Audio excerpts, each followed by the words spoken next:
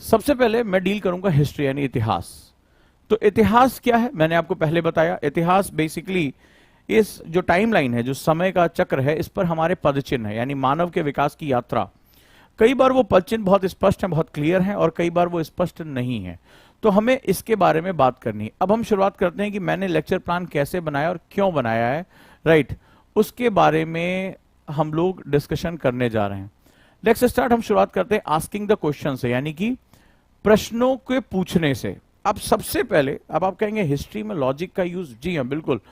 जो सबसे पहला चैप्टर है वही हमारे नाम है what, where, how and when, यानी क्या लिखते जाओ। हिस्ट्री के सिलेबस के बारे में हम डिस्कशन करते हैं कैसे, चूंकि सबसे बड़ा सिलेबस हिस्ट्री का है, सबसे ज्यादा नंबर ऑफ पेजेस अगर डेडिकेटेड है एनसीईआरटी में तो हिस्ट्री में है, और कई बहुत ही ऐसी जानकारियां जो आपके किसी काम की नहीं है, फिर भी आप गलती से उसको पढ़ते चले जाते हैं। सबसे पहले आज मैं आपको बताऊंगा कि आपका टाइम कहां सेव हो सकता है, आप किस चीज पर करें और किस चैप्टर को आप बिल्कुल डिस्कार्ड कर दें, आप इसको छोड़ दें। तो आज जो लोग तैयारी कर रहे हैं उनको ये पता चलेगा कि हिस्ट्री में बेसिकली अटैक कैसे करना है, उसको पढ़ाई कैसे करनी है, तभी आप उसकी तैयारी को अच्छे तरीके से कर पाएंगे। So let's start. What, where, how and when, यानी सबसे पहले अगर हम बात करें, जो पहला हमारा सेगमेंट होता है इतिहास को शुरुआत करते हैं। इतिहास में क्या है, राइट, कहां है, कैसे है और कब है। कब समय को बताता है, क्या पहला एक क्वेश्चन होता है, यानी आप किसी भी सामने कोई चीज है उससे अगर आप साक्षात्कार करना चाहते हैं, उससे आप जुड़ना चाहते हैं, राइट, तो व्हाट क्या है ये, वेयर कहां, स्थान। हिस्ट्री में स्थान का बहुत महत्व होता है। बहुत इंपॉर्टेंट क्वेश्चन डिस्कस करने जा रहा हूं, बड़े ध्यान से समझ लेना।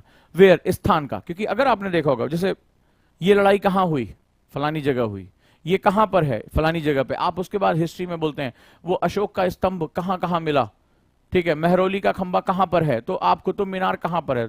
तो हिस्ट्री में प्लेसेस एक बहुत इंपॉर्टेंट रोल प्ले करते हैं, राइट। तो क्या है, यानी जो मेरे सामने चीज है या जो मेरे सामने एविडेंस है वो क्या है, कहां है। फिर उसके बाद ये कैसे निर्मित हुआ या कैसे टूटा। जैसे आप नालंदा विश्वविद्यालय कहते हैं, हाँ भाई महान है, लेकिन वो टूटा कैसे, तो पता चला आक्रमणकारी आया, आक्रमणकारी ने क्या काम किया, उसको क्यों तोड़ा। क्या वो विश्वविद्यालय, एक स्कूल को, एक कॉलेज को जला देना, यूनिवर्सिटी को जला देना एक इंपॉर्टेंट सेगमेंट था, उसका किताबों से क्या दुश्मनी थी। लेकिन जब आप मेरी पहली क्लास समझ चुके हैं कि कल्चरल सुप्रीमैसी यानी कि जो एक सांस्कृतिक प्रभुत्व स्थापित करने की जो युद्ध होता है वो बहुत बड़ा युद्ध होता है। एक बार एक संस्कृत ने दूसरी संस्कृत को अगर एडॉप्ट कर लिया या उसके अंदर समाहित हो गई तो आप लॉन्ग टर्म अपना शासन निर्बाध रूप से चला सकते हैं, ये याद रखिएगा, राइट। तो हिस्ट्री में तीसरी चीज होती है हाउ, यानी जो भी घटना हो रही है वो कैसे हो रही है। मान लीजिए गांधी जी दक्षिण अफ्रीका से आए, भारत में चंपारण तक गए, भारत की यात्रा की और आंदोलन शुरू किए। तो सवाल है कि कैसे, आंदोलन की प्रक्रिया क्या होती है। एनसीईआरटी हमें हाउ बहुत अच्छी तरीके से सिखाता है, याद रखिएगा। और व्हेन यानी कब, यानी इसमें जो टाइम का बहुत इंपॉर्टेंट होता है, जिसे हम लोग डेट्स याद करते हैं, ये कब हुआ, ये कब हुआ, ये युद्ध कब हुआ, ये आंदोलन कब हुआ, ये जो है वो घटना कब हुई, तो जलियांवाला बाग कब हुआ, रॉलेट एक्ट कब आया। तो ये सारी चीजें हम व्हेन इस्तेमाल करते हैं। तो हिस्ट्री को पढ़ते समय इन चार एस्पेक्ट्स को आपको ध्यान रखना है। बहुत इंपॉर्टेंट बात बता रहा हूं, नहीं तो लोग कहते हैं कि हिस्ट्री का सिलेबस इतना बड़ा है कि आप इसमें खो जाओगे।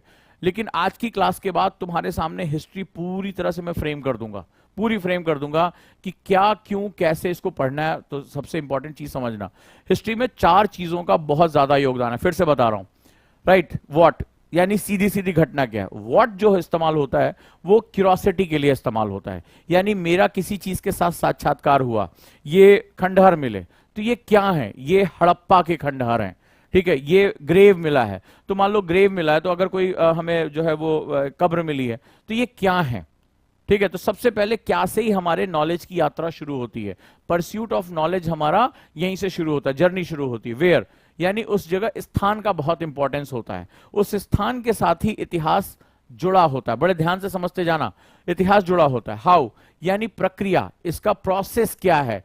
हाउ के अंदर पूरी मैकेनिज्म आ जाती है कि चाहे वो गांधी जी का आंदोलन हो, चाहे आजाद हिंद फौज की स्थापना हो, इतिहास में कोई युद्ध हो, एक सभ्यता का दूसरे सभ्यता में आना हो, और यूरोपियन का भारत में आकर अपनी पावर को स्थापित करना हो, इन सब के पीछे जो एक लंबा चौड़ा तंत्र होता है जिसे हमें पढ़ना होता है, वो हमारा आता है हाउ के अंतर्गत, राइट।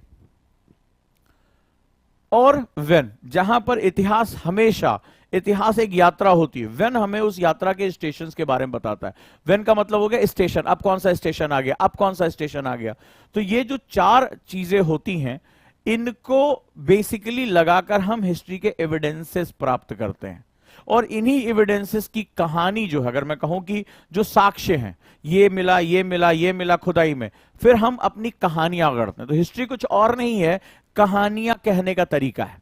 मानव के विकास की कहानियां। अब दो अलग अलग लोगों की कहानी बिल्कुल अलग अलग हो सकती है, दो लोगों की कहानी बिल्कुल अलग अलग हो सकती है, ये बात ध्यान रखना। इसीलिए इतिहास में कॉन्फ्लिक्ट्स होते हैं, यानी तेरा इतिहास मेरा इतिहास।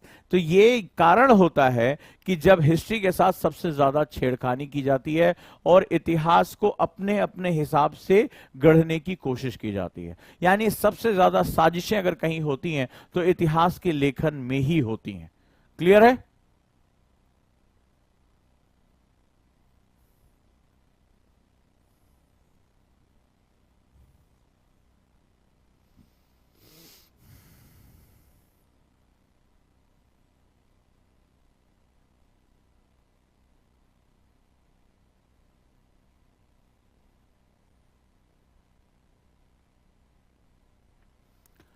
अब हमारे एक मित्र ने पूछा, आपने वाई इंक्लूड क्यों नहीं किया, वाई, विच। अब तो बहुत से क्वेश्चन बनते चले जाएंगे।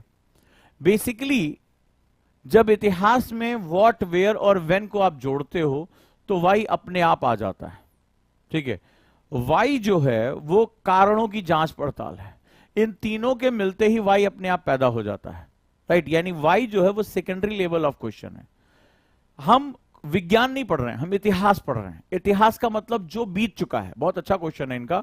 इसका मतलब है आप क्लास में एंजॉय कर रहे हैं और क्लास को समझने की कोशिश कर रहे हैं, और शायद कोई इस तरह से तुम्हें हिस्ट्री पढ़ा रहा है जहां तुम्हें रटाने की बजाय इसके साइंटिफिक पर्सपेक्ट को आपको बताने की कोशिश कर रहा है। राइट, तो जरा ध्यान से इसको समझो कि इतिहास में जो घटनाएं हो चुकी हैं हम उसका अध्ययन करते हैं। यानी जो मेरे सामने, आपने कहा कि अरे वो बड़े बड़े दैत्य आते थे, मैं पूछूंगा कि एविडेंस कहां है, तुम्हारे पास प्रूफ क्या है। तो अगर आप वो प्रूफ दे पाते हो, एविडेंस दे पाते हो, दैट्स गुड। तो उसमें मुझे बात को करने के लिए थोड़ी देर के लिए तुम अपने आप को हिस्टोरियन फील करो कि सबसे पहली बात ये क्या है। मान लो तुम्हें खुदाई की, तुमने मिट्टी खोद रहे थे और खोदते खोदते तुम्हें कुछ पुरानी ईंटें मिली, पुरानी चीजें मिली, तो सबसे पहले बात करोगे ये क्या है, बड़े ध्यान समझना। फिर कहां मिली, तब कहां मिली तो इसका मतलब है कि वो इतिहास अपने आसपास के एरिया में वो कहानियां होंगी, वो साक्ष्य होंगे, वो एविडेंसेस होंगे जो उसके आसपास के इलाके में फैले हुए हैं। राइट, कैसे हुआ ये, और उसके बाद व्हेन, ये नहीं कब की घटना है, उसकी कार्बन डेटिंग करते हो, इससे तुम्हें इतिहास की पहली घटना का जन्म मिलता है। जब ये चारों चीजें हो जाती हैं तब वाई का जो है वो आता है कि ये सभ्यता क्या थी, ये सभ्यता क्यों खत्म हुई, यहां से ये चीज निकलकर बाहर आती है। लेकिन हम चूंकि इतिहास में जो हो चुका है उसका अध्ययन कर रहे हैं, इसीलिए सबसे पहले हमें एविडेंस की आवश्यकता पड़ती है, यानी साक्ष्य की आवश्यकता पड़ती है। इतिहास लिखने के लिए हमें प्रमाणों की आवश्यकता बहुत ही ज्यादा जरूरी होती है। चलिए, तो मैंने अभी आपको सिखाया, यहां तक किसी को कोई डाउट, यस या नो? किसी को कोई डाउट यहां तक जो मैंने अभी आपसे बात किया, इससे पहले जो आपको सिखाया? आ जाओ, आगे हम बात करते हैं एनसीईआरटी आंदोलन में। हम जब जाएंगे तो सेकेंड स्टेप हम आते हैं। राइट, ध्यान से सुनते जाना। और एनसीईआरटी सबसे पहले कहता है, चूंकि ये हमारी कहानी है, हमारे विकास की यात्रा है, तो हमारे विकास की यात्रा, जब हम कोई यात्रा शुरू करते हैं, जैसे आप कहीं गए और कहीं दूर तक पहुंच गए, तो बोले अरे भाई साहब, कई लोग पहुंचे वहां, अरे भाई साहब आप कहां से आए हैं, ऐसे होता है ना। जब कहीं डेस्टिनेशन में पहुंचे, अरे भाई साहब आप कहां से, बोले अरे मैं दिल्ली से हूं, अरे भाई साहब आप कहां से, बोले मैं एमपी से हूं भाई। अच्छा एमपी में कहां से हैं, तो आप बताते हैं मैं यहां से हूं। राइट, तो आप ऐसे बात करते हैं। तो सबसे पहले जो हमने, आज हम यहां तक पहुंचे हैं कि आज हम मार्स मिशन की बात कर रहे हैं, हम चंद्रमा पे अपना यान छोड़ चुके हैं, तो उस दौरान हम आए कहां से। और हम अकेले तो है ना, मनुष्य की अगर हम बात करें सभी प्राणियों में, तो मनुष्य की भी बहुत सी जातियां हैं, हम होमोसैपियंस हैं।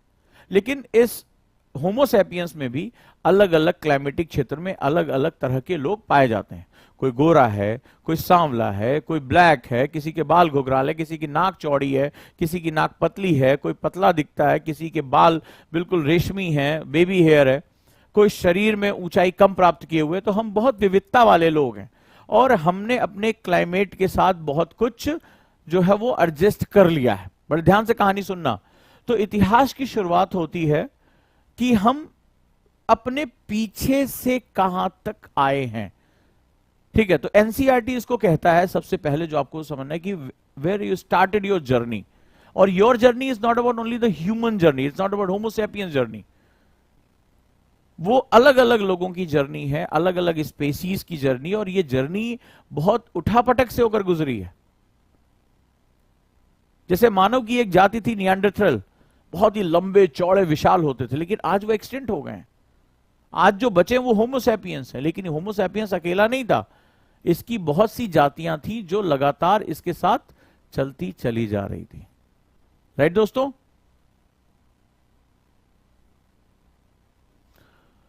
सो यहां बात करते हैं on the trails of the earliest people, यानी अगर मैं कहूं, लिखो सेकेंड पार्ट जो हमें पढ़ना है वो है प्रारंभिक लोगों की यात्रा। हम यहां तक कैसे आए, हमें कैसे पता हम कहां से आए? प्रारंभिक लोगों की यात्रा, यानी एक गाना था, बहुत फेमस गाना था, आसमां के नीचे हम आज अपने पीछे, प्यार का जहां बसाते चलें, कदम के निशान बनाते चलें। इससे तुम समझ जाओगे इस बात को मैं क्या कहना चाहता हूं। यानी हिस्ट्री क्या है? आसमां के नीचे, यानी इस जो यूनिवर्स हमें मिला हुआ है, ये धरती हमें मिली है, आसमां के नीचे हम आज अपने पीछे, यानी हिस्ट्री किसकी बात कर रहा है? उस पास्ट की बात कर रहा है। ध्यान से समझना, ये गाना आपने भी सुना होगा, प्यार का जहां बसाते चले, यानी कि जैसे मानव सभी स्पेसीज में धीरे धीरे ये बड़ा होता चला गया, एक सिंबॉलिक है, जहां मतलब हम अपनी दुनिया, तो सभी स्पेसीज में हम भी थे, वो भी थे, तो सभी स्पेसीज में धीरे धीरे जब हमने अपना समुदाय इकट्ठा किया, हमने आवास किया, हमने आग की खोज की, हमने पहिए का आविष्कार किया, तमाम साइंस और इन सब के माध्यम से आगे बढ़ते चले गए, तो वहां पर क्या हुआ कि हम अपना जहां बसाते हैं, अपनी दुनिया बसाते हैं, और आज हमारी दुनिया में हम बहुत सेफ हैं, बहुत पावरफुल हैं। आज एक ताकतवर हाथी भी हमारा कुछ नहीं बिगाड़ पा रहा है, शेर भी कुछ नहीं बिगाड़ पा रहा है। सो प्यार का जहां बसाते चले, लेकिन उसमें प्यार तो आजकल बहुत कम हो गया, कदम के निशान बनाते चले। कदम का मतलब होता है एविडेंसेस, कदम के निशान, निशान जो होता है वो एविडेंसेस होता है।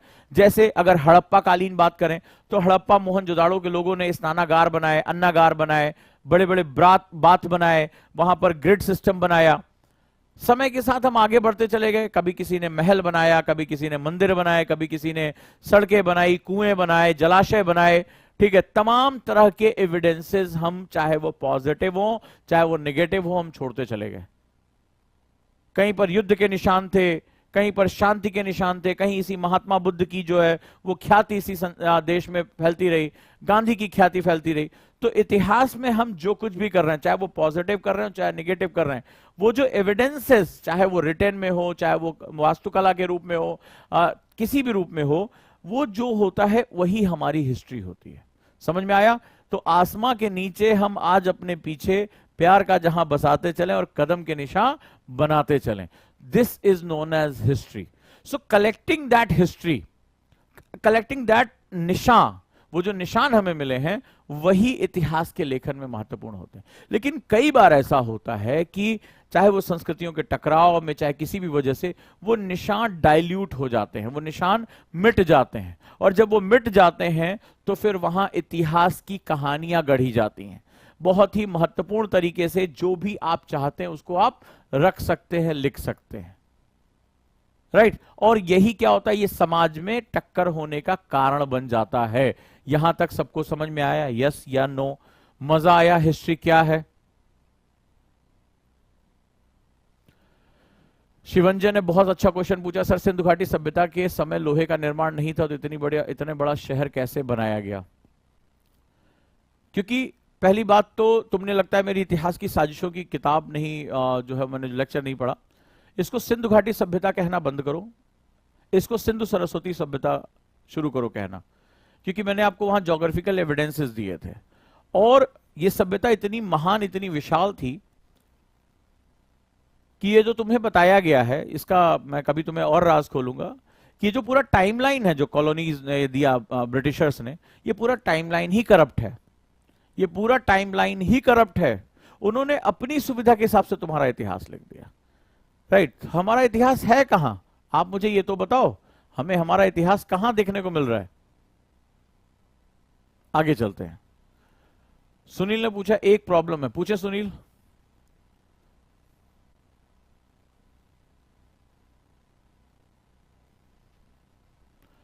तीसरा जो हमारा चैप्टर है, जो कि बहुत इंपॉर्टेंट चैप्टर है हिस्ट्री का, ध्यान से समझना, ये सारे क्रिटिकल पॉइंट हैं, यहां से क्वेश्चन आते हैं यूपीएससी में, तो आपको वही बता रहा हूं। इनके नोट्स कैसे बनाए, तुम्हारा टीचर लिख रहा है तुम भी लिख लो। एलडब्ल्यूएमआई नोट्स में आपको ज्यादा कुछ लिखना नहीं होता है, इसको बोलते हैं लेस वर्ड मोर इंफॉर्मेशन। अगर तुम लोग क्लास में नहीं लिखोगे, जैसे गुरुकुल में हम प्रैक्टिस करा रहे हैं, 15 मिनट के अंदर आप सोने की स्थिति में आ जाओगे, राइट? तो ध्यान से रखना, from gathering to growing food, अगर पेन चलता रहेगा तो नींद नहीं आएगी। ये आजकल पीडीएफ कल्चर ने स्टूडेंट की जिंदगी बर्बाद कर दी है। From gathering to growing food, तीसरा जो हमारा पार्ट है, लिखो, संग्रहणकर्ता से अन्न उपजाने वाले तक, संग्रहणकर्ता से अन्न उपजाने वाले तक, यह हमारा पहला क्रिटिकल पॉइंट था। संग्रहणकर्ता, गैदरिंग किसे कहते हैं?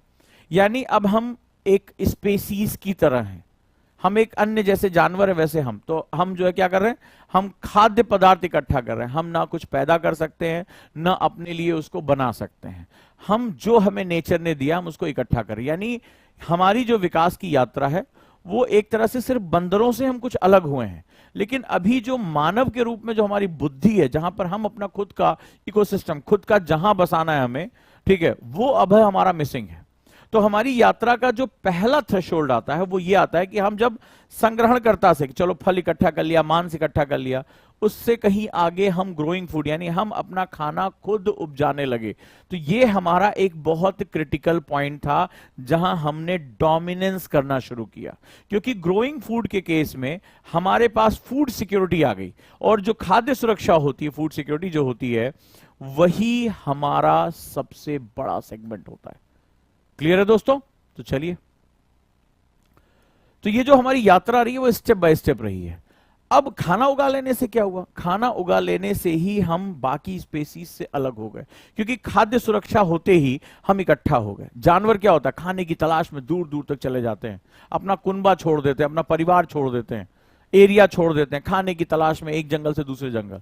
हमारे पास जब एक जगह खाना हो गया तो हमने परिवार जैसी संस्था को बनाना शुरू कर दिया, हमने एक जगह रहना शुरू कर दिया, हमें सुरक्षा समझ में आई, हम अपना समय अब सोचने में बिताने लगे, और ऐसी कंडीशन में धीरे धीरे हमारी पॉपुलेशन ग्रो होने लगी। हमने पॉपुलेशन की सुरक्षा का इस्तेमाल किया, और धीरे धीरे जो मानव की स्पेसीज थी वो डोमिनेंट स्पेसीज हो गई, क्योंकि डोमिनेंस है तभी वो अपना इतिहास लिख रहा है, याद रखना। क्लियर है? नेक्स्ट वन, तो हमने अपना अनाज खुद से उगा लिया, बड़े सोच समझ के मैंने टॉपिक्स यहां रखे हैं। तो जब हमने अपना अनाज उगा लिया तो हमारी पॉपुलेशन क्या हुई, हमारी जनसंख्या बढ़ने लगी, क्योंकि हमें क्या मिल गई, खाद्य सुरक्षा मिल गई। तो जब खाद्य सुरक्षा मिल गई तो हमारा दिमाग अब सोचने लगा कि ये क्या है, ये क्या है। हमने धीरे धीरे स्पेसीज के ऊपर अपना कब्जा जमाना शुरू कर दिया, हमने डोमेस्टिकेशन शुरू किया, हमने गाय, बैल, घोड़ा, इनको डोमेस्टिकेट करना शुरू किया, इनको पालना शुरू किया, इनसे अपना काम कराना शुरू कर दिया, यानी पशु श्रम हमने शुरू करा दिया। हमारी प्रोडक्टिविटी और बढ़ गई, और बढ़ते बढ़ते हमारा जो हमें समझ में आया कि now we are more progressive people, हमने इकोनॉमी को जन्म दी, क्योंकि इकोनॉमी हमारे उस परिवार समाज को दूसरे परिवार और समाज से जोड़ने का काम करती है। जैसे एक रक्त वाहिनी होती है, एक ब्लड होता है, तो ब्लड वेसल्स क्या करता है, हार्ट, लंग, किडनी, इनको कौन जोड़ता है, वो ब्लड वेसल्स जोड़ती हैं, जहां से रक्त वाहिकाएं बहती हैं। इसी तरह पूरे संसार में तुम्हें मुझसे क्या लेना देना, लेकिन मुझे तुम्हें जोड़ने वाला कौन है, इकोनॉमी है। मेरी इकोनॉमी और तुम्हारी इकोनॉमी, तुम आईएएस बन जाओगे तुम्हारी इकोनॉमी जनरेट हो जाएगी, मेरे पास पढ़ोगे तो मेरी इकोनॉमी जनरेट होगी। बड़ा सिंपल सा लॉजिक है।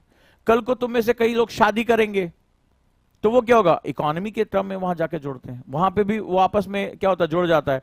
जिसके साथ अगर आप मान लीजिए शादी के लिए आपकी योग्यता देखी जाती है कि पढ़ा लिखा है कि नहीं, कमाता है कि नहीं है, तो ये सारी चीजें वहां देखी जाती है। These are kind of blood vessels. तो इकोनॉमी क्या काम करती है, जो ये विभिन्न समाज बने अलग अलग दुनिया के क्षेत्रों में, इनको आपस में जो कनेक्ट करने वाला जो वीन्स था, बड़े खूबसूरत बात कही है मैंने, बड़े ध्यान से सुनना, इसको लिख लेना, राइट। तो उस पर्टिकुलर सेगमेंट में जो उनको जोड़ने वाली वीन्स थी वो बेसिकली हमारी इकोनॉमी थी। और जहां पर इकोनॉमिक एक्टिविटी, जहां पर आर्थिक व्यवस्था तीव्र होती है, उसको हम लोग शहर कहते हैं। व्हाट, क्या कहते हैं? प्रारंभिक शहर या अर्लियर सिटीज। तो ये जो सिंबल है इन द अर्लियर सिटीज, यानी प्रारंभिक शहरों की गाथा, लिखो चौथा पॉइंट रहेगा, प्रारंभिक शहरों की गाथा इन द अर्लियर सिटीज। अब समझ में आया what is the meaning of city? City is a symbol of, city is a symbol of growing economy, यानी उभरती हुई अर्थव्यवस्था का संकेत है ये शहर। और अर्थव्यवस्था क्या होती है? विभिन्न समाजों को, जो मानव अलग अलग दुनिया के हिस्से में जुड़े हुए हैं, इनको आपस में कनेक्ट करने वाला लिंक इकोनॉमी है। क्योंकि यही इकोनॉमी थी, नहीं तो क्या जरूरत है मुझे राजा महाराजा बनने की, क्या जरूरत है मुझे मुखिया बनने की, क्या जरूरत है मुझे सेनापति बनने की? हर चीज के पीछे ध्यान रखना इकोनॉमी ही कारण है। जो जितने ऊंचे पोस्ट पे जाएगा, जो जितने ऊंचे पद पे जाएगा, उसके पास उतना ज्यादा कंट्रोल होता चला जाएगा। समझे? नेक्स्ट, तो ये क्या है? अर्लियर सिटीज का मतलब होता है कि हम अब खाना पैदा करने वाले से कहीं आगे बढ़कर हमने इकोनॉमिक सिस्टम को डेवलप करना शुरू कर दिया। डन है? यहां तक कहानी समझ में आई? नेक्स्ट हमारा है what books and burials tells us, यानी कब्र और किताबें हमसे क्या कहती हैं, यानी वो हमें उस समय के बारे में क्या बताती है। रिचुअल्स क्या थे, समाज के नियम क्या थे। क्योंकि जब कोई शहर आर्थिक होता है, शहर आर्थिकी का मतलब क्या हो? प्रोग्रेसिव हो गए। नहीं तो बहुत, तुम जंगल में रहो, पत्ते लपेट के रहो, कौन मना कर रहा है? कंदमूल फल खाओ, जंगलों में जो है मोगली की तरह अपना इधर उधर करते रहो, टार्जन की तरह ऊ करते हुए इधर उधर ऐसे ऐसे करके दिन भर इधर उधर टहलो, कौन मना कर रहा है? बट आप क्यों मेहनत कर रहे हो? बिकॉज आप अपनी इकोनॉमी को सेटल करना चाहते हो। आप क्यों यूपीएससी एग्जाम क्लियर करना चाहते हो? ताकि आपको आर्थिक सुरक्षा मिले, सामाजिक सुरक्षा मिले, आप जो चाहते हो वो आपको मिले, समाज में सम्मान मिले। राइट? तो इसका मतलब है कि इन चीजों की गाथा के बारे में किताबों में, और जो उस समय के संस्कार थे उनके बारे में हमें पता चलता है। वहां से हमें इसके एविडेंसेस पता चलते हैं। लिखो, किताबें और कब्र हमसे क्या कहती हैं, यानी एविडेंसेस क्या हैं इसके। नेक्स्ट है,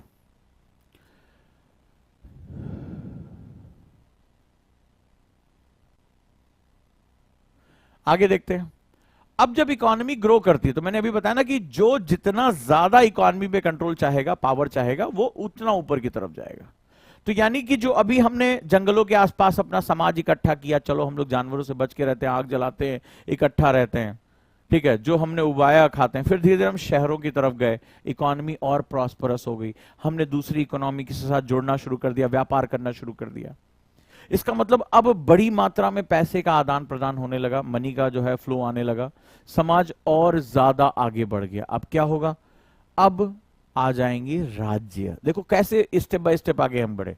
ठीक है, तो अब राज्यों की कहानी शुरू होगी। तो राज्य हो जाएंगे किंगडम्स, राजा आ जाएंगे जो उनको कंट्रोल करेगा। अब ये आदमी बहुत लड़ाइयां लड़ता है, ये आदमी खतरों में घिरा रहता है, इसको उतने ज्यादा जो है वो क्या होता है, पावर भी मिलती है, वो डिसीजन मेकर होता है, वो निर्णय देता है, लाइफ और डेथ भी इसके बात पे डिपेंड करती है। राइट? तो राजा हो जाएगा और प्रारंभिक गणराज्य आ जाएंगे, यानी कि और भी लोग जो होंगे जो इस सत्ता को चलाने में मदद करेंगे। राइट? तो कौन सी चीजें हमारी प्रोग्रेस में आ जाएंगी, लिखते जाओ। राज्य, राजा और प्रारंभिक गणराज्य। गणराज्य, रिपब्लिक, गण का मतलब होता है वो विशिष्ट जन, और वो जब राज्य का पार्ट बन जाते हैं, यानी कि प्रशासन का पार्ट बन जाते हैं, this is known as republic. Clear? Next one. समय इसके बाद कुछ नई चीजों की मांग करता है। तो ये क्या होता है? न्यू क्वेश्चन एंड आइडियाज, यानी कि उस समय नई नई, जब आपके पास राज्य हो जाता है तो वहां पर अनुसंधान शुरू हो जाते हैं। कोई खगोल विज्ञान यानी एस्ट्रोनॉमी में काम करेगा, कोई किसी चीज में काम करेगा, कोई फलाना चीज में काम करेगा। ठीक है, गणित, ज्ञान, विज्ञान, संगीत, इन सब में प्रोग्रेस होना शुरू हो जाएगा। क्योंकि राजा और राज्य इनको क्या करेंगे? संरक्षण देंगे। तो कोई साइंटिस्ट हो जाएगा, कोई ऋषि मुनि हो जाएगा, कोई संगीत के नए नए रागों को जन्म देगा, कोई अच्छा लिटरेचर लिखेगा। तो ये वो जो समय होता है, राइट,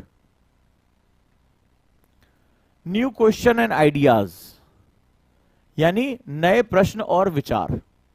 विचार का मतलब होता है दर्शन। जैसे अब पहले तो यही था कि आपका अस्तित्व ही क्वेश्चन में नहीं था। अब आप आते हैं जैसे योग दर्शन, तो मानव का शरीर सिर्फ हमने खाया, इकॉनमी जनरेट की, बस यही काम है। तो मनुष्य इसके बियॉन्ड क्या है, मतलब इसके ऊपर भी कोई सत्ता है, या ज्ञान हम कहां संचित करेंगे, आने वाली पीढ़ियों को कैसे नॉलेज देंगे, योग क्या है, शरीर क्या है, ध्यान क्या है, धारणा क्या है, समाधि क्या है, वैशेषिक क्या है, सांख्य क्या है, द्वैत क्या है, अद्वैत क्या है। तो मनुष्य अलग अलग तरीके से विचार करना शुरू कर देता है। यानी ये वो टाइम है जहां आपकी प्रॉस्पेरिटी बढ़ती। कौन सी प्रॉस्पेरिटी? स्पिरिचुअल प्रॉस्पेरिटी बढ़ती है। सबसे पहले हमने क्या जमा? मटेरियल प्रॉस्पेरिटी बढ़ा, यानी हमने पैसा कमाया, हमने धातु कमाई, हम शेयरों की तरफ गए। इसके बाद धीरे धीरे क्या हुआ? अब हम स्पिरिचुअल नॉलेज लेंगे। तो वो उस कंडीशन में राइट बहुत इंपॉर्टेंट एक सेगमेंट हमारे सामने आ जाता है न्यू क्वेश्चन एंड आइडियाज के फॉर्म में। नेक्स्ट वन, जैसे आइडियाज है, आचार्य चाणक्य ने लिखा अर्थशास्त्र, यानी कि आप राजा शासन कैसे चलाए, इसके बारे में है। बहुत से लोगों ने राजा के कर्तव्यों पे बहुत अलग अलग बातें कही हैं, इसके बारे में बहुत सी चीजें हैं। Next one, Ashok the emperor who gave up war.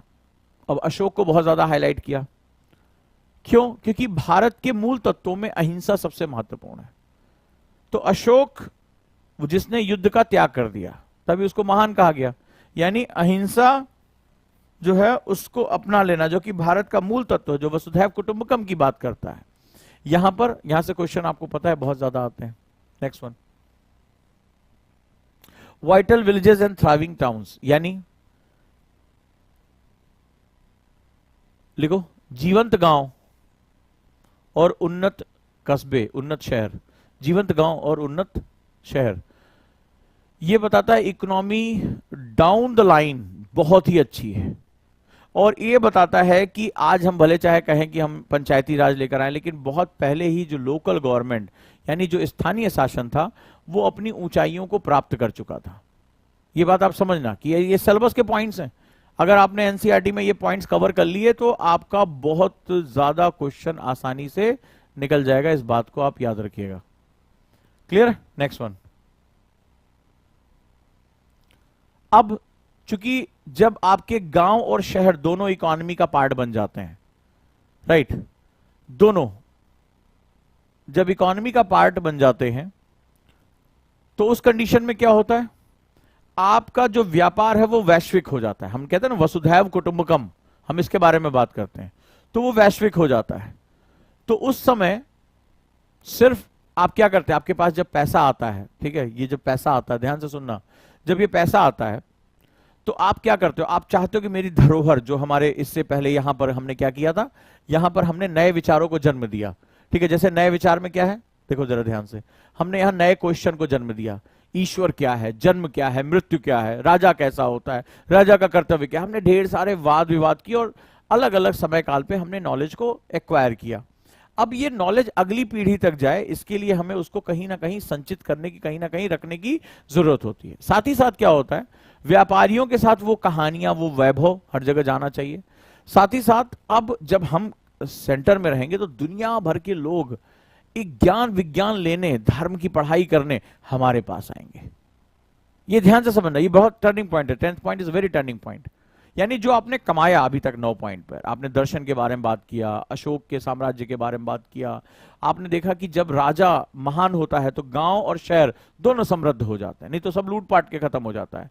तो जब तभी जो है वो शहर और गांव दोनों समृद्ध होते हैं जब केंद्र की सत्ता बहुत ताकतवर हो और बहुत अच्छी हो। मतलब वो गांव में नहरें बनवाना, ठीक है, टेम्पल्स को सेंटर ऑफ न्यूक्लियस के रूप में लेकर आना है, सेटलमेंट, कल्चरल एस्पेक्ट्स को आगे बढ़ाना, इकोनॉमी को आगे बढ़ाना, हैंडीक्राफ्ट को आगे बढ़ाना, उस समय के कल्चर जो है पत्थर गढ़ने वाले लोगों को आगे बढ़ाना, अच्छे ट्रेनिंग उनको कराना, ये गांव गांव शहर शहर हो रहा है। तो इससे क्या होगा, तुम्हारे यहाँ स्किलाइजेशन जो बढ़ेगा, यानी स्किल जो है वो बहुत आगे बढ़ जाएगी, दक्षता बढ़ जाएगी। लोग अच्छी मूर्तियां बनाएंगे, लोग अच्छी चीजें बनाएंगे, लोग अच्छे कपड़े बनाएंगे, अच्छी रंगराज होगा, अच्छे हथियार, अच्छा मेटल, ये भारत में बहुत आगे बढ़ जाएगा।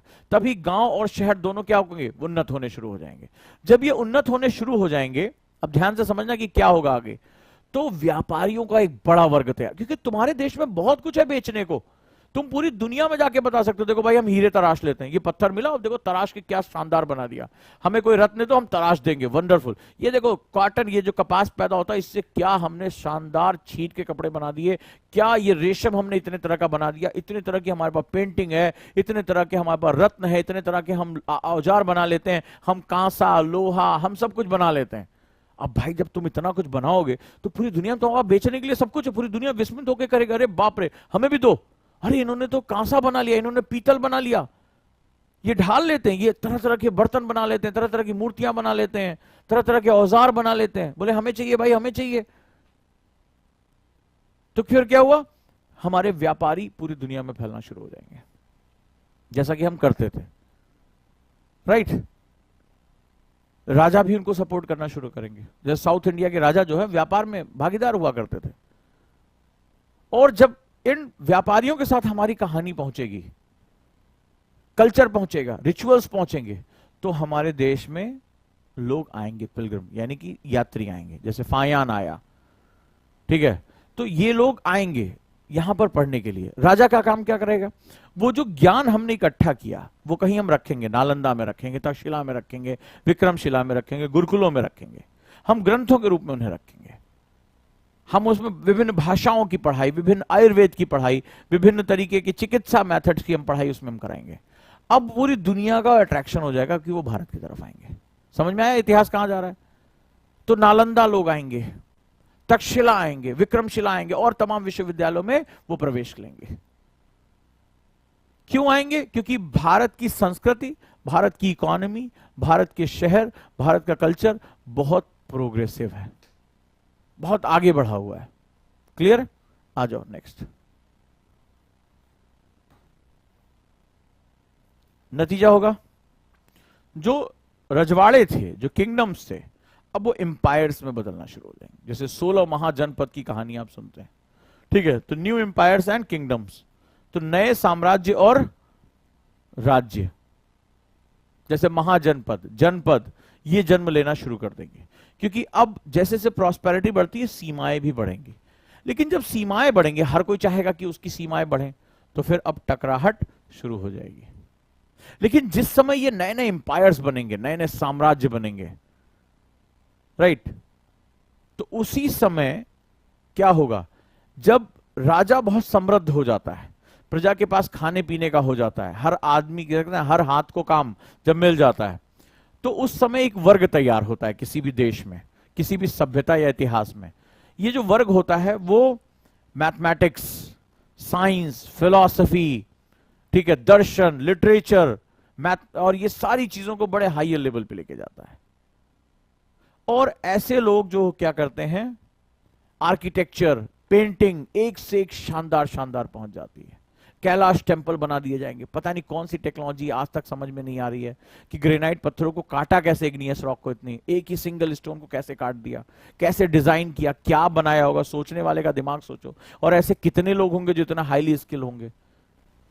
कैसे बृहदेश्वर टेम्पल बना दिया, कैसे पत्थरों के अंदर घूमती हुई धुरी बना दी कि बिना उसमें ज्वाइंट हुआ, कैसे उन्होंने बना दिया। साउथ इंडिया के मोस्टली टेम्पल जो है वो रॉक लॉकिंग पे हैं, यानी पत्थर के अंदर लॉकिंग सिस्टम बना दिया, यानी सभी एक दूसरे को बैलेंस किए हुए हैं। आज तक नहीं समझ में आता वो टेक्नोलॉजी है कैसी। अमेरिका ने कोशिश की, वो नहीं बना पाया कि पत्थरों में इंटरलॉकिंग कैसे की जाए, और हमने कैसे बना दिया। तो ये क्या है, ये दक्षता की कहानी है हमारी, ये हमारी सुप्रीमेसी है। ये तो अलग बात है कि आज हम अपने इतिहास में कालिदास को नहीं पढ़ पाते हैं, बाघ भट्ट को नहीं पढ़ पाते हैं, घाघ भट्टरी को नहीं जानते, नाम में कई लोगों ने नहीं सुना होगा। लेकिन जब इनका साहित्य आने वाले समय में जब हमें पढ़ाया जाएगा, जब हमें बताया जाएगा, तब हमें पता चलेगा भारत का संस्कृति, भारत का दर्शन बहुत ऊंचाइयों पर है, बहुत ऊंचाइयों पर है। तो जब ये बनता है, सब कुछ आगे बढ़ता है, तो बुक्स लिखी जाती, किताबें, और बहुत कुछ कहती, बहुत समृद्ध होती हैं। पाणिनि की व्याकरण को माना जाता है कि अभी तक का, कई जो है अंग्रेजों ने ये बात कही है, कई यूरोपियंस ने बात कही है कि अभी तक के जितने भी संसार में ज्ञात ग्रामर है, पाणिनि का जो है, जो ग्रामर है जो उन्होंने लिखा है, वो अभी तक का सबसे जो है कहते हैं ना कि सबसे सुटेबल और सबसे ल्यूसिड ग्रामर है सभी भाषाओं में, विश्व की जितनी भी ज्ञात है। ये भारत की महानता रही है, right. Books, buildings and paintings. Buildings सोच के देखो, कैलाश टेम्पल को कैसे बनाएंगे, लेजर कट टेक्नोलॉजी कहां थी हमारे पास, 25-25 फीट प्लेटफॉर्म की, ताकि हवा अंदर से पास हो सके, वो गर्म ना हो। उन पत्थरों को अंदर से काटा कैसे होगा, कैसे होगा, आज कल्पना में भी नहीं आता है। कैसे उन पत्थरों के अंदर इतनी, आपने गहने देखे होंगे, और बालों से लेकर आंखों से हर चीज के उभार इतने अच्छे तरीके से बनाए गए, कैसे वो बनाया गया होगा, कितने टैलेंटेड लोग होंगे, और कैसे वो काम होता होगा कि अगर एक भी टूट जाए तो सब खराब हो जाएगा। कितना हाई लेवल जो है वो इमेजिनेशन या डिजाइनिंग, या कौन सी ऐसी टेक्नोलॉजी जो आज मिसिंग है। तो हमने बड़े बड़े बिल्डिंग्स बनाई, हमने भवन आर्किटेक्चर बनाया, और पेंटिंग्स हमने ऊंचाइयों पर पहुंचाए इसे। आज भारत के अलग अलग क्षेत्रों में अलग अलग पेंटिंग्स विश्व विख्यात है। आगे चलते हैं। Tracing changes through out 1000 year, यानी 1000 वर्षों की कहानी। इतिहास का पहला कालखंड आता है, राइट। 1000 वर्षों की कहानी, क्या क्या हमारे अंदर परिवर्तन आए। ऐसा नहीं कि सब कुछ अच्छा ही रहा, बुराइयां भी आनी शुरू हुई।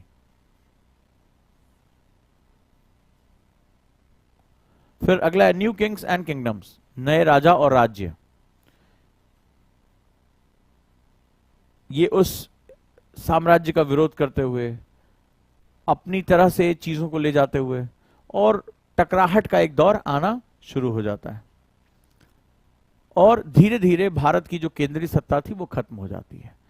धीरे धीरे वो कमजोर पड़ती है। जब एक ताकत कमजोर होती है तो उसकी जगह, इतिहास में कभी भी गैप नहीं होता है, वैक्यूम नहीं होता है, उस ताकत को भरने के लिए दूसरा आ जाएगा, और आ जाता है। अगला है दिल्ली सुल्तनत, ठीक है। ऐसा भी एक बच्चे ने पूछा बादशाह और सुल्तान में क्या अंतर होता है। जब पहुंचेंगे यहां तो बताएंगे, तुमसे डिस्कस करेंगे कि सल्तनत से सुल्तान आया, ठीक है। तो जो ईरानी तुरानी वर्ड्स आते हैं, उन शब्दों के साथ बादशाह का मतलब क्या होता है, ये पादशाह वर्ड से निकल कर आया था, यानी जो पैर पोषा करने की जो आदत थी, तो बादशाह वर्ड वहां से बना, जो पादशाह से बादशाह बना। और सल्तनत, जो सुल्तान यहां से आए,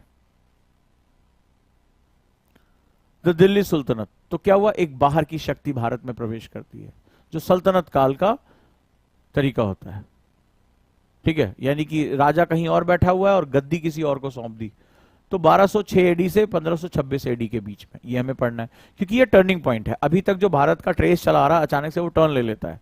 लगभग 1000 सालों का जो इतिहास था, जो कॉन्टिन्यूटी थी, अचानक से टर्न ले लेता है, और एक नई सभ्यता एंटर करती है। नए तौर तरीके उनके होते हैं, आक्रमण के तरीके, जीवन जीने के तरीके, उनके मूल्य अलग होते हैं, वैल्यूज अलग होती हैं। तो यहां से यूपीएससी क्वेश्चन पूछता है। मैं वही पॉइंट रखता जा रहा हूं, वही पढ़ाऊंगा जहां से यूपीएससी क्वेश्चन पूछता है, राइट। Next one.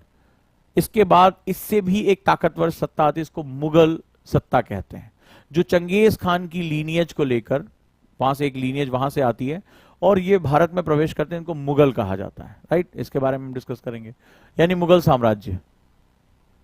इसके बाद अगला है रूलर्स एंड बिल्डिंग्स, यानी शासक, और वो भी क्या करेंगे, हर शासक अपनी पहचान छोड़ता जाता है, अपना आर्किटेक्चर बनाता है, चाहे वो ताजमहल हो, लाल किला हो, राइट। तो शासक और भवन, तो ये हमें देखना कितने शासक आए, मुगल काल में कितने शासक रहे, उन्होंने क्या क्या काम किया, और उन्होंने कौन से पैरेलल, इतिहास की जानकारी हमें कैसे मिलती है, वो तो चले गए इस दुनिया से। बिल्डिंग्स आर्किटेक्चर क्या बताता है हमें, बताता है कि उस समय का धन कैसा रहा होगा, वैभव कैसा रहा होगा, राजा की सोच कैसी रही होगी, ये सब कुछ हमें यहां देखने को मिलता है। Next one. इसी समय कस्बों की क्या स्थिति रही, टाउन, ट्रेडर्स, व्यापारी कैसे थे, और क्राफ्ट्स पर्सन, यानी कि हस्तशिल्प का क्या स्थिति थी। क्योंकि हस्तशिल्प मुख्यतः जो है वो ग्राउंड लेवल पे काम करती है, गांव तक पहुंचती है। ये विलेज इकोनॉमी के लिए बहुत इंपॉर्टेंट होती है।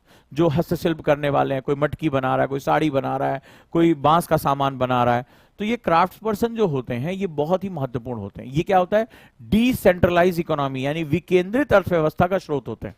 आज भी भारत बहुत आगे होता अगर उसने क्राफ्ट्समैन को अपने बढ़ाया होता आगे। आज गांव गांव में हमारे क्या होता, आज हमारी इकोनॉमी होती, आज हमारा ग्रोथ होता, ये सारी चीजें हमारी वहां पर रन कर रही होती। नेक्स्ट वन है, अब इनके बीच में कुछ ऐसे लोग हैं जिन पे इतिहास चर्चा जरूर करना चाहेगा, वो हमारे ट्राइब्स यानी हमारे कबीले, नोमैड्स, घुमंतु लोग और जनजातीय समूह। इन पर बात करना बहुत ही ज्यादा जरूरी हो जाता है, क्योंकि इतिहास इनके साथ बहुत न्याय नहीं कर रहा होता है, राइट, बहुत ज्यादा न्याय नहीं कर रहा होता, ध्यान रखना। तो जनजातियां, घुमंतु जनजातियां और आदिवासी समूह। अब इन सभी चीजों के बीच में जब दो अलग अलग कल्चर यहाँ है, यानी सल्तनत वो तुर्क से आए या मध्य एशिया से आए, वो यहां पहुंचे और भारत में ऑलरेडी एक कल्चर है, तो उस दौरान क्या होता है, धर्मों का विलय, मान्यताओं का विलय, संस्कृतियों का विलय, तो वही टकराहट हो जाती, भाषाओं का विलय, ये आपस में डिफ्यूज करते हैं, ये आपस में कॉन्फ्लिक्ट करते हैं। तो devotional part two the divine, यानी कि एक समय ऐसा जिसको हम लोग भक्ति काल कहते हैं, दिस नोन एज भक्ति एंड सूफी काल। यानी वो क्या होता है, वो कठोरता को तोड़ता है। जब भी कोई चीज बहुत रिजिड होती है तो उसको तोड़ने की कोशिश होती है, उसमें करेक्शंस की कोशिश होती है, तो उसको बेसिकली हम लोग डिवोशनल पाथ कहते हैं। जैसे रसखान, जैसे रहीम, जैसे संत कबीर, तो ये लोग क्या होता है, ये एक अलग ही तरीके से बात को कहना पसंद करते हैं जो जनहित में हो, राइट। तो ये भक्ति और सूफी काल आ जाता है। नेक्स्ट वन, चूंकि अब केंद्रीय सत्ता उतनी ताकतवर नहीं रह जा रही है, ठीक है, टूट फूट हो रही है, आबादी बढ़ रही है, और उस तरह से चीजें नहीं हो पा रही जैसे पहले हुआ करती थी। तो इसका सीधा सा मतलब है कि अब इसका जो प्रभाव पड़ेगा वो क्षेत्रीय कल्चर पे रहेगा। तो जो रीजनल कल्चर होता है वो बेसिकली उसको प्रोटेक्ट करने के लिए बन जाता है। जैसे जब चीजें डिफ्यूज हो रही होती हैं, चीजें खराब हो रही होती है, आक्रांता आपस में लड़ रहे होते हैं, लड़ाइयां हो रही होती हैं, एक दौर आएगा जब मुगल सल्तनत खत्म होने वाली होगी तो लड़ाइयों के दौर बहुत बढ़ जाएंगे, आक्रमण बढ़ जाएंगे, छोटी छोटी शक्तियां उभार करने लगेंगी, जैसे मराठा कल्चर हो जाएगा, राजपूताना कल्चर हो जाएगा, आगे चलते सिख कल्चर भी आ जाएगा। तो अलग अलग क्षेत्रों में अलग अलग शक्तियों का धीरे धीरे क्या होगा, उभार होगा, नवाब आ जाएंगे, तो ये लड़ाइयां शुरू हो जाएंगी, निजाम आ जाएंगे, तो अपना एक कल्चर जो है वो सामने लेकर बढ़ेंगे। अब जरा मजेदार देखो हिस्ट्री कैसे चेंज हो रही है। तो ऐसी में जो क्षेत्रीय अपनी पहचान ना भूल जाएं, इस लड़ाई में वो विध्वंस ना हो जाए, तो वहां रीजनल कल्चर्स जन्म लेंगे, जैसे लोक भाषा, लोक रीति रिवाज, लोक पहनावा। तो ये जो वर्ड होता है, जैसे कि थोड़ी दूर पे गए आपने देखा होगा भारत में 80 किलोमीटर में डायलेक्ट्स यानी बात कहने का तरीका बदल जाता है, ठीक है, ब्रिज में अलग बोली जा रही, आगरा में अलग बोली जाएगी, दिल्ली आते आते वो भाषा बोली चेंज हो जाएगी, राइट। तो बड़ा ध्यान से इसको समझना है। तो क्या होगा, क्षेत्रीय संस्कृति का उभार शुरू हो जाएगा, और इसका जो मूल मकसद होता है वो होता है अपनी पहचान को जिंदा रखना। क्योंकि इन लड़ाइयों, इन विध्वंसों में जब पॉलिटिकल टर्मोइल होता है तो इनका नष्ट हो जाना तय हो जाता है। तो ऐसे में भारत की बड़ी खास बात रही, उसने अपनी याददाश्त को हमेशा बचाए रखा। तो फिर उसमें क्या होगा, विविधता होती जाएगी। जैसे अगर हम देखें कृष्ण को, तो जब आप ब्रज जाते हो तो वहां पर क्या होगा, राधा कृष्ण की पूजा होती है। लेकिन जब आप पुरी जाते हो तो वहां कृष्ण, दाऊ और क्या होता है, सुभद्रा जी की पूजा होती है, उनकी बहन। तो ये अलग रूप में पूजे जाते हैं। तो अलग अलग जगहों पर जो हमारी पहचाने हैं वो बिल्कुल अलग अलग तरह से हो जाती है। कहीं पर भक्ति रस के रूप में देखा जाता है, राइट।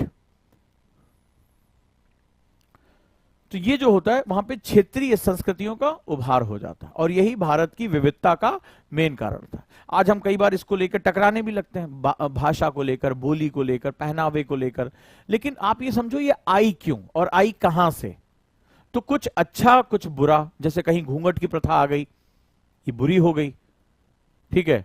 कहीं पर लड़कियों को पीछे किया गया, लड़कों को आगे किया गया, एक कुरीति के रूप में आ गई।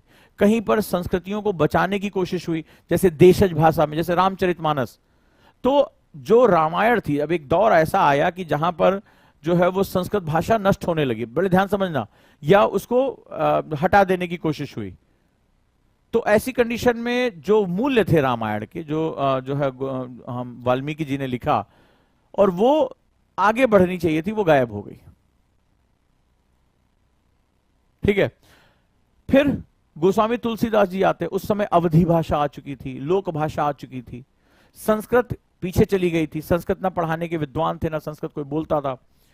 तो ऐसे में क्या हुआ, उन्होंने लोक भाषा के रूप में रामायण को सबके बीच में रख दिया ताकि लोग इसको आसानी से समझ सके, बदलती जरूरतों के हिसाब से कर सके, और ये जो वैल्यूज हैं वो समाज में कैरी हो सके। तो वो रामचरितमानस के रूप में गोस्वामी तुलसीदास जी के द्वारा उसको प्रसिद्ध किया गया, और ये फिर क्या हुआ, लोक बोली में आज भी चल रही है। क्लियर? तो आपने इसको समझा? तो इस तरह से क्या होता है, विविधता हमारे पास आ जाती है। नेक्स्ट है, अब 18वीं शताब्दी आते आते नए पॉलिटिकल, नए राजनीतिक समीकरण बनने लगे, टकराहट बढ़ गई, केंद्रीय सत्ता कमजोर हो गई, विदेशी शक्ति ने भारत में आना शुरू कर दिया। और जब विदेशी शक्ति ने आना शुरू कर दिया, राइट, यानी 18वीं शताब्दी में राजनीतिक संगठन जो बने, अब समझते जाना कहानी, फिर से एक प्रश्न हमारे सामने आ गया, क्योंकि अब एक नई संस्कृति हमारे देश में आ रही थी, जो यूरोपियन कल्चर थी, जो अपने आप को मान के ही आई थी कि वो सुप्रीम है। वो मान के आए थे कि ज्ञान विज्ञान सब कुछ उनकी बपौती है, सब कुछ उनका है, राइट। तो ये अब आए, तो फिर से एक क्वेश्चन आ गया, हाउ, व्हेन एंड वेयर, कैसे, कब और कहां। अब इस संस्कृति ने भारत में प्रवेश किया, और जब ये आई संस्कृति, तो इसने क्या किया, पहले व्यापार करना शुरू किया भारत से, चुपके चुपके चुपके चुपके, बहुत चालाक थे, बिल्ली की तरह अंदर आए और अचानक से झपट्टा मार दिया। आती ना Chupke Chupke, from trade to territory, यानी वो व्यापार से शुरू करके साम्राज्य के निर्माता बन गए। उन्होंने भारत पे कब्जा कर लिया और भारत को कॉलोनी बना दिया, राइट। फ्रॉम ट्रेड टू, व्यापार से साम्राज्यवाद तक। और नेक्स्ट, फिर उन्होंने क्या किया, देश के कोने कोने में अपना साम्राज्य स्थापित किया, और ये प्रक्रिया के थ्रू किया, रूलिंग द कंट्री साइड, संपूर्ण देश पर कब्जा।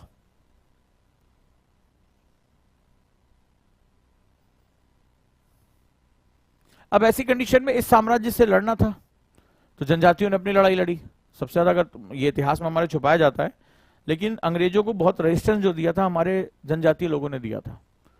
अंग्रेज जीत ही नहीं पाए थे उससे, इसीलिए आगे चलकर उन्होंने क्या किया, उनका धर्मांतरण करना शुरू कर दिया। उन्हें पता था कि इनसे तो जीत ही नहीं सकते, इतना जबरदस्त काम किया था, राइट। लिखो, गोल्डन एज की अवधारणा, भारत को याद दिलाना था कि हम किस महान संस्कृत का हिस्सा हैं। ये अंग्रेजों की संस्कृत महान नहीं है, तो हमारा जो स्वर्णिम सोने की चिड़िया वाला जो कॉन्सेप्ट था, वो बहुत ही ज्यादा इंपॉर्टेंट था हमारे लिए। तो गोल्डन एज की हमारी बात। और फिर व्हेन पीपल रिबल, 1857 की क्रांति, और उसके बाद लोगों को याद आया, लगा ये अंग्रेजों का शासन उखाड़ के फेंक देना है, हम तो महान सभ्यता का प्रतीक हैं। तमाम तरह के सुधार शुरू हुए, और क्या हुआ, जब लोगों ने आंदोलन करना शुरू किया 1857, और उसके बाद उखाड़कर सत्ता को फेंक दिया। उपनिवेशवाद, अब ब्रिटेन का शासन आ गया, तो 1857 की क्रांति को अंग्रेजों ने दबा तो दिया, लेकिन ब्रिटेन का शासन आ गया, तो क्या हुआ था, उपनिवेशवाद।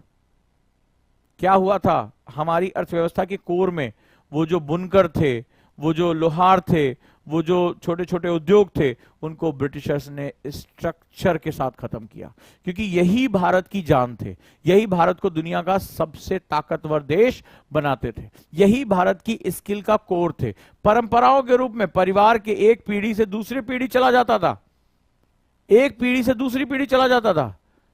तो बहुत कोशिश करने के बावजूद भी वही इतने स्किल्ड थे कि वही भारत के लिए धन संपदा पैदा कर देते थे। हम जो लोहे का काम, जो हमारा सुनार का काम, जो हमारा बुनकर का काम, हस्तशिल्प का, इतना प्रीशियस था कि अंग्रेज टिक ही नहीं सकते थे, क्योंकि ये पीढ़ी दर पीढ़ी होता चला है। अभी आपने देखा होगा कि जब G20 हुआ, तो वहां से एक नटराज की बहुत बड़ी मूर्ति रखी गई थी। आप में से बहुत चर्चा आपने सुनी होगी, पढ़ा भी होगा। और जो उनको बनाने वाले थे वो चोल साम्राज्य में इस तरह की मूर्तियां बनाने का काम शुरू, उनकी कई पीढ़ियां उस समय से चोल साम्राज्य से ये बनाती चली आ रही हैं।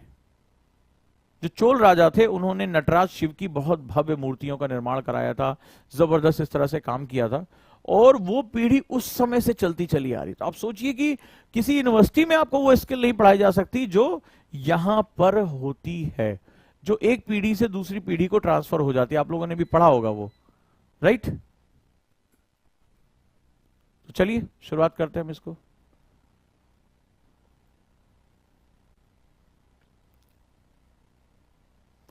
अब इसके बाद अंग्रेजों ने क्या किया, भारत की शिक्षा व्यवस्था के साथ बहुत बड़ा खिलाफ, मैकाले अकॉर्ड। एक्चुअली में अंग्रेजों का प्रभाव आया ही इसके बाद से, मैकाले अकॉर्ड के बाद से। और इन्होंने क्या किया, हमारी जड़ों से हमें काटने, भाई ये पीढ़ी दर पीढ़ी बाप से बेटे को जा रहा है, खत्म करो ना यार। नौकरी का चक्कर भारत में लेकर आओ, देखो नौकरी का चक्कर कितना तगड़ा है। तो अंग्रेजों ने बांटा, नेता उसको जो है कंटिन्यू करके रखे हुए हैं। तो ये चीजें बहुत ही ज्यादा इंपॉर्टेंट हो जाती हैं, ये हमें समझने की चीज है। Next one is women caste and reforms, महिलाएं जाति व्यवस्था। अभी आप देखिए बिहार में जाति जनगणना हुई, पूरा देश को उसी के हिसाब से बांट दिया जाएगा, टेंशन मत लीजिए। कई नेताओं ने तो उत्साह में कह दिया कि हमारी गवर्नमेंट आई, हम पूरे देश में करा देंगे। तो अंग्रेज खाली एक फ्रेम डालकर गए थे, यहां तो बांटने का काम हमने शुरू कर दिया है यहां पे।